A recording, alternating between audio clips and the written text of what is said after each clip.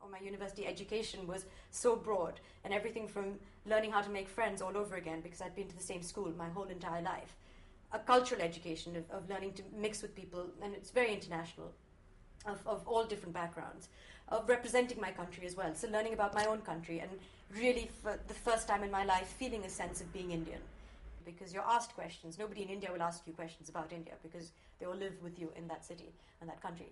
But when I went to England, and I was one of the few people from India at Balliol at the time, a lot of people asked me a lot of questions about India.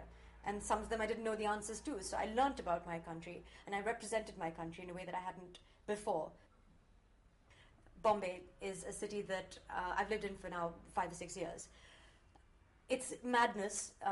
There's lots of trouble with infrastructure and with we've been hit by a lot in terms of disease, in terms of destruction, in terms of terrorism, in terms of the recent, there have been train bombings in 2006. There was the bombings at the Taj that everyone knows about last year. And yet, every time we're hit as a city, it bounces right back. And that resilience, that spirit, there's a community spirit. I don't know whether it comes out of necessity. There's no other choice. You have to go to work the next morning, and so you do. But it's something that I respect. There's a strength to it.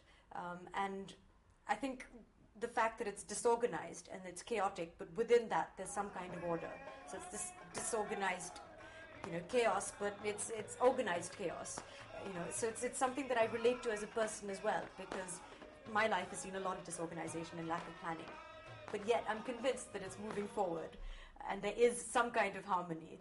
So I think both as a city and as a person, there's a good blend, and we're both moving forward, and it'll all be good in the end.